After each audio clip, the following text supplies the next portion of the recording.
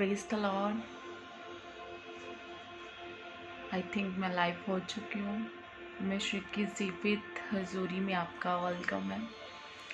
और अभी मिडनाइट था और मैं प्रार्थना कर कर उठी तो मुझे परमेश्वर ने एक कलाम दिया और मैं चाहती थी आपको शेयर। दैट इट्स बहुत ही पावरफुल समन है कि जो भी ग्रेस आपको यहोवा परमेश्वर दे उसे कभी भी गाली मत दो।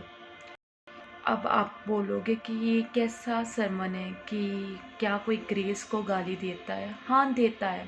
बाइबल बयान करती है जब दाऊद को परमेश्वर ने भेड़ चुराने के समय से चुन लिया, उसे राजमहल दिया, उसे रानियां दी, उसे सब कुछ दिया, लेकिन उसके बाद भी जब वो रेस्ट में था उसने वैश्वा को बुलाया और उससे व्यभिचार किया। ये क्या थी? उस ग्रेस को गाली थी। दैट आज परमेश्वर ने आपको चुना है कि आप फल लेकर आओ और गॉड वांट कि आप 100% फल लेकर आओ।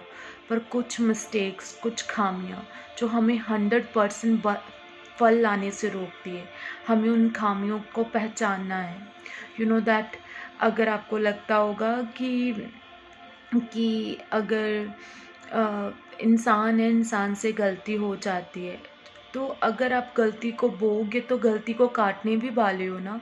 दैट याकूब ने लव मैरिज करवाई, लेकिन उस मैरिज के बाद क्या हुआ? संघर्ष हुआ, है ना। कभी उसकी वाइफ कहती थी मेरे साथ सो, कभी दूसरी वाइफ जो लिया थी वो कहती थी मेरे साथ सो, तो पूरी लाइफ उसकी डिस्टर्ब थी। लेकिन ऐसा इसहाक की नहीं था, जैसे बाइबल बयान करती है कि परमेश्वर ने जबकि अभी जो ना तो याकूब ने जन्म लिया था और ना ही अभी जन्म जो इसहाक ने लिया था, पर परमेश्वर ने याकूब को प्रिय जाना। ऐसा क्यों? क्या परमेश्वर ने ऐसा, अभी तो उन्होंने कोई पाप भी नहीं किया था, ऐसा क्यों हुआ?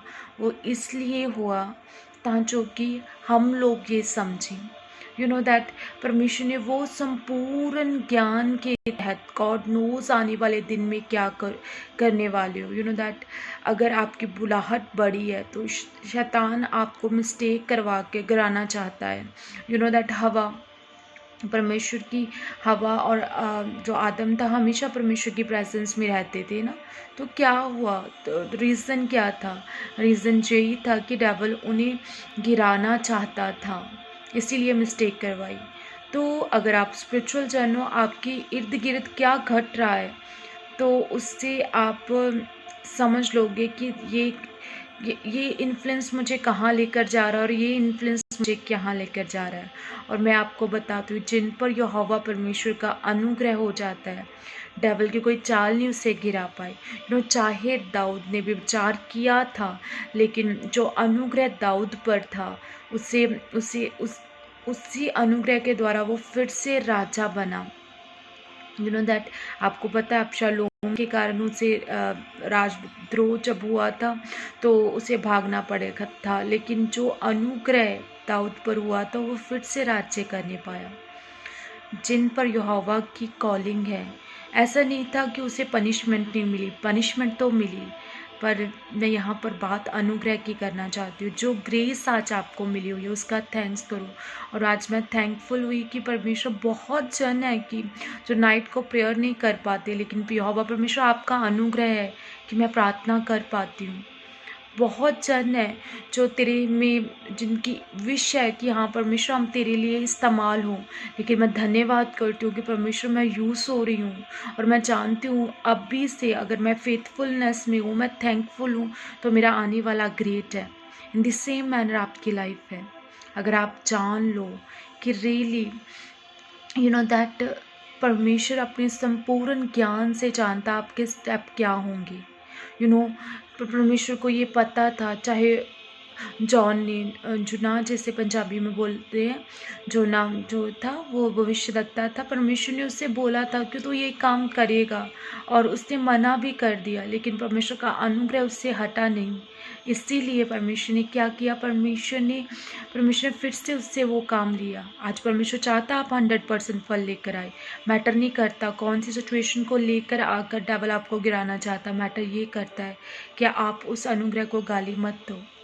यू नो दैट दाऊद पछताया, रोया, और उसने कहा कि परमेश्वर जो हड्डियां मेरी टूट गई हैं उसे मगन कर, अपनी आत्मा मुझसे अलग मत कर, क्योंकि हम परमेश्वर की आत्मा के बगैर कुछ भी नहीं है, कुछ भी नहीं। We are nothing without him. मैं आज प्रार्थना करती हूँ यहोवा आपको ग्रेस दे कि आप हर शैतान की शर्मिंदगी से बचाए जाओ यीशु मसीह के सामर्थ्य नाम। मैं प्रार्थना करती हूँ यहोवा को ग्रेस दे, आपको अपने नज़दीक खींचे, क्योंकि यहोवा जिसे नहीं खींचता वो जीसस के नज़दीक नहीं आ सकता।